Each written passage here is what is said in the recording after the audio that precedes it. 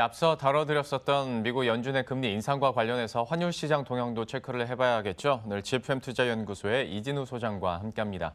어서 오십시오. 네, 안녕하세요. 안녕하세요. 먼저 FOMC 결과부터 한번 얘기를 해보도록 하겠습니다. 금리 인상 기조는 계속 나타났고 점도표를 통해서도 확인할 수 있었고 물론 제롬 파월 의장은 아니라고는 했는데 완화적이라는 문구 삭제하는 것도 시장에서는 이제 의지로 반영을 하는 것 같습니다. 좀 총평을 하시자면 소장님께서는 어떻게 보셨습니까? 네, 앞서 다루셨겠지만 한번 그 결과는 이 기사 아주 짧게 잘 요약하고 있네요. CNBC 이렇게 기사 헤드라인하고 내용을 갖다가 그대로 한번 캡처해 왔습니다. 보시면은 금리 올렸다, 그죠? 금리 올렸다. 25표 올려서 지금 이제 2%에서 2.25% 구간으로. 그렇다면 이제 상단 2.25%하고 우리 1.5% 우리 한국은행 기준금리하고 75pp 벌어지고 있죠. 우리 여의도 증권가에서는 100pp를 갖다가 일종의 임계치로 보고 있습니다. 그런 상황이고. 그다음에 raise its economic outlook이니까 결국 경기 전망도 올렸다는 얘기죠. 그건 아래쪽이 나옵니다. GDP 성장률 내년에 3.1%. 미국 정도의 경제가 3% 성장이 대단한 거예요. 그렇죠. 네, 우리는 지금 2.9를 갖다 2.7로 내리네 만에 이런 와중인데 이게 지난 6월 FOMC만 하더라도 내년을 2.8% 성장으로 봤는데 3.1% 꽤 많이 올린 거죠. 그런 상황이고 그다음에 또 방금 말씀하신 그거죠. drops accommodative language. 항상 그 성명서 문구에 들어갔던 통화정책 이 표현입니다. stance of monetary policy remains accommodative. 결국 통화정책 스탠스는 항상 경기 부양적, 완화적인 그런 스탠스를 갖다가 그런 스탠스로 남아있다 하는 이 문구를 뺐다는 얘기죠. 이렇게 해서 결국 근데 이제 제롬 파월 의장의 그 기자회견 내용을 보면은 초지일관입니다. 결국 우리는 전진적으로 간다. 지금 사실 저 문구를 뺀 거에 대해서 그리고 이거 먼저 보고 말씀드리죠. 점도표가 이번에 왜 중요했는가 하면은 첫 번째는 2021년도 그동안에는 이 정도까지만 나왔거든요. 2020년까지만 나오고 나서 그다음에 롱런 장기적으로 봤을 때 하는 거였는데 이번에 9월 FOMC에서 2021년 전망까지 처음 나오는 거. 자, 그런데 거기다가 또 이제 부의장이 한 명 더 지명이 돼 가지고요. 옛날 옐런 후임으로 옐런이 의장 되고 났을 때 스탠리 피셔. 거기에 비해서 지금 조금 뭡니까 이렇게 좀 저 개인적으로도 별로 잘 알지 못했던 인물이고 중량감도 떨어져서 이름은 기억을 못합니다만 그러다 보니까 이제 15명에서 16명이 된 거예요. 이 점 찍는 사람이. 그런 상황인데 자, 그래서 2021년께 이번에 처음 제시될 거기 때문에 그러면은 후내년까지는 지금 거의 그동안에 제시했던 점도표 중간값은 똑같습니다. 지금 2018년 현재 앞으로 얼마? 중간값 2018년 말에 가면 지금보다 하나 더 올라간다는 거예요. 2.25에서 2.5로 올라갈 것이다. 여기에다 대부분 점을 찍은 거죠. 그리고 내년에는 한 칸, 두 칸, 세 칸 올라가죠. 그러면 25pc에서 한 3번 정도 더 올리는 쪽의 중간값이 이거 다 우리 알고 있던 내용이고 그다음에 2020년 가면은 중간값이 하나 더 올라가니까 후내년에 한 번 더 뭐 이 정도. 그런데 2021년 가서 현재 중간값이 아래로 좀 퍼지긴 합니다만 중간값으로 봤을 때는 2020년 가면 더 이상 금리 뭐 그걸로 끝이겠네. 이 정도가 이제 하나 이제 관심 사항이었죠. 대단합니다. 이 제일 아래쪽이 여기 계속 한 명 점 찍는 사람, 제임스 블라드죠. 본인이 나야 나 그렇게 얘기했고 발언도 엄청 많이 하고 발언도 많이 하고 있고 뭐 그런 상황입니다. 그래서 제롬 파월 의장도 계속해서 기자회견에서 하는 얘기, 뭐 완화적이라는 그 문구가 빠졌다고 해서 그렇다고 해서 우선 페드워치 우선 드릴 수 있는 말씀은 그동안에 3월 FOMC, 6월 FOMC, 심지어 지난 8월 기자회견 없었던 점도표 없었던 8월 FOMC에서 이 어카모데이티브란 완화적이란 표현, 경기 부양적이라는 표현이 사라질 것임을 대충 시사했던 대로 갑니다. 그러니 어지간한 페드워처들이 다 예상했던 대로예요. 뭐 그런 식으로 가고 있고 그렇다고 해서 무슨 뭐 이게 금리 인상 다 왔다고도 생각하지 말고 점도표에 저렇게 막 내년에 3번 더 올리고 후내년에 한 번 더 올리는 쪽으로 중간값이 몰려 있다고 해서 뭐 연준이 계속 그렇게 뭐 올릴 것인지 말 것인지는 앞으로 여전히 데이터에 달려 있고 결국 연준의 특히 파월 의장의 어떤 그 기자회견의 뉘앙스는 우리 너무 쳐다보지 마라. 우리도 부담스럽다. 좀 그런 식으로 느껴졌어요. 그냥 우리 얘기해왔던 대로 가고 있지 않느냐. 네. 이런 식으로 해서 최대한 시장의 충격을 줄이려고 하는. 근데 제일 이상한 거는 왜 잘 나가던 은행주들이 뚝 부러졌는지. 그래서 결국 다우가 괜찮다가 FOMC 끝나고 나서는 한 106포인트 마이너스로 끝났죠. 네. 그 부분은 조금 더 이유를 살펴봐야 되겠습니다. 뭐 주가가 뭐 항상 뭐 2위에서 오르고 2위에서 빠지긴 합니까만 네. 좀 그 정도입니다. 역시 제롬 파월 연준 의장도 완화적 문구 삭제에 대해서는 이게 정책 변화를 주자는 게 아니라 지금까지 우리의 했던 정책들이 우리 기대대로 잘 왔다는 뜻이다라고 그런 식으로 얘기를 굉장히 좋게 했죠. 해석을 네. 해줬어요. 그러면서 얘기를 해주신 대로 우리 너무 우리한테 집중하지 마라. 정치는 정치고 네. 우리는 우리대로 간다라는 얘기도 했었는데 근데 은행주 얘기도 해주셨고 신흥국 통화 있을 때도 그렇고 그러니까 이 내용은 사실 우리가 어느 정도 예상은 했습니다만은 네. 진짜 또 발표가 나왔을 때 받는 뭔가 느낌이 있잖아요. 시장에서. 그렇죠? 예. 그러다 보면 신흥국 통화에 대한 우려감은 더 커질 수밖에 없겠는데라는 생각이 드는데 여기에 대해서는 좀 어떻게 보십니까? 그렇습니다. 그래서 사실 대부분 그렇게 얘기했죠. 이번에는 FOMC 무슨 뭐 성명서 내용이나 제롬 파월 의장의 기자회견 내용이 어떻든 간에 거기에 적극적으로 반응하는 시장 반응이 궁금하다. 네. 이것이 대세였는데요. 지금 일단 외환시장 흐름으로 봐서는 엉거주춤합니다. 지금 이게 1시간 전 차트니까 FOMC 결과를 반영한 차트예요. 예. 아르헨티나 페소 한번 보시죠. 뭐 일주일 사이에 뭐 고만고만합니다. 고만고만한데 일주일 전보다는 조금 더 오르긴 올랐습니다만 그렇다고 무슨 페소가 위기를 느낄 정도는 아니죠. 500억 달러 IMF에 구제금융 신청한다고 했는데 IMF에서는 조금 더 필요하다는 식으로 얘기를 했어요.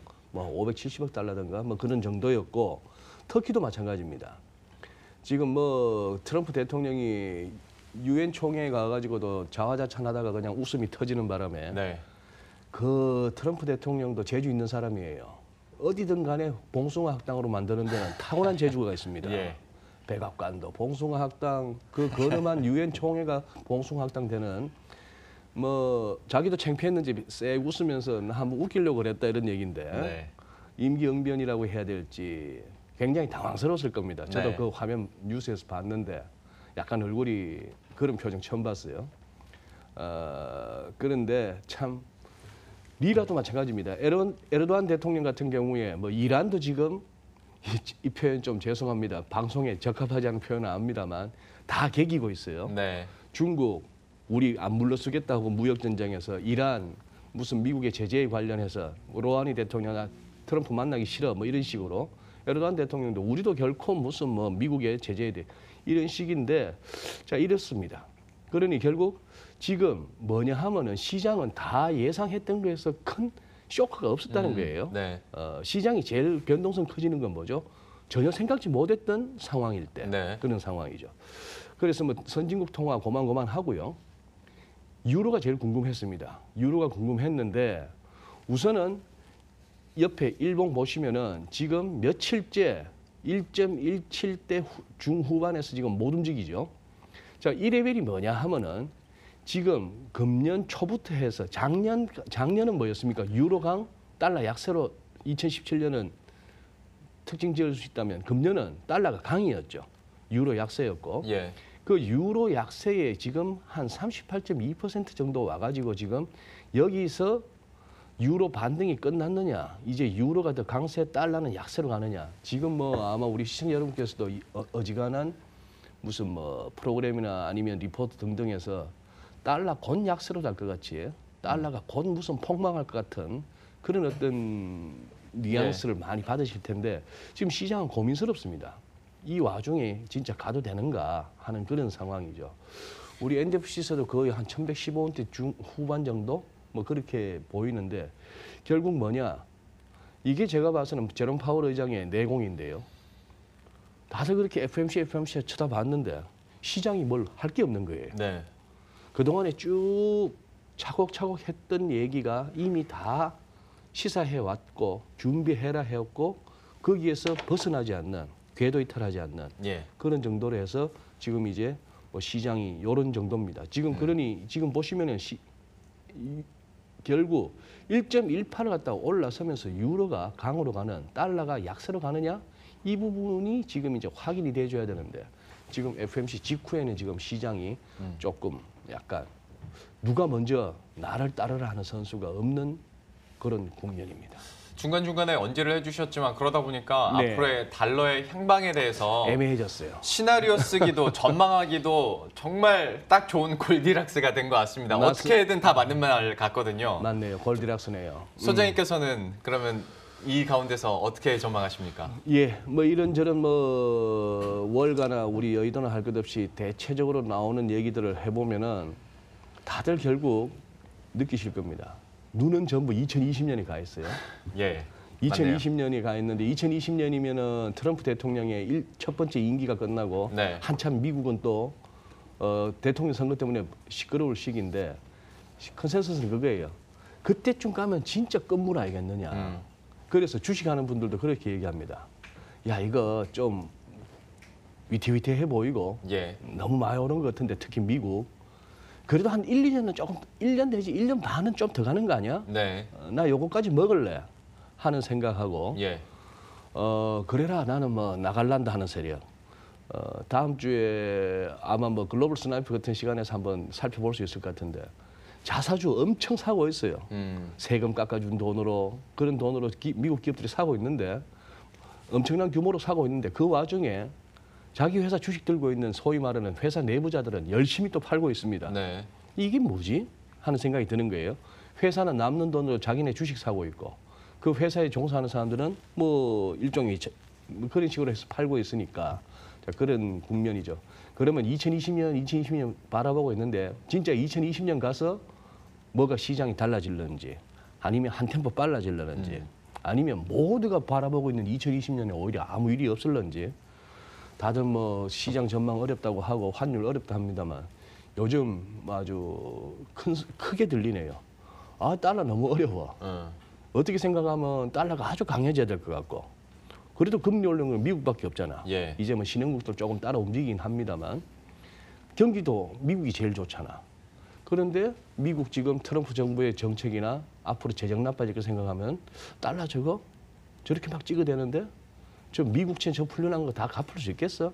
이런 생각들을 하다 보면 하는데 지금 말씀드린 저 국가 빚 막 찍어낸 국채 이거 어떻게 감당할 거지? 이것도 다른 나라한테는 진짜 걱정입니다만 아직까지 이 체계 우리가 달러 아니면 못 사는 이 체계라면은 미국은 막말로 찍어내면 돼요. 이 참 아이러니한 그런 세상이죠. 이거 해결해 보겠다고 유로도 덤비는 거고 중국도 덤비는 거고 한데 그걸 갖다 지금 계속 손보겠다고 지금 티켓타켓 싸우고 있는 거고 그 흐름이라고 보시면 되겠습니다. 알겠습니다. 네. 참 하룻밤 사이에서도 국제, 미국, 투자은행에서 서로 다른 달러의 향방 예상하고 맞아요. 있는 네. 요즘이기 때문에 한번 흐름은 지켜봐야 될 것 같고요. 마지막 질문으로 네. 제일 고민이 많은 한국은행에 대해서 소장님 한마디만 해주시죠. 예. 뭐 이 화면으로 대체하겠습니다. 이제 금통이 금년에 2번 남았거든요. 지금 이제 10월 18일이냐 아니면 11월 30일이냐 이 말입니다.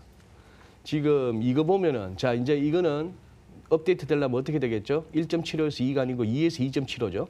하나 2.25, 예. 2.25죠. 하나 예. 더 올라갔죠, 미국은.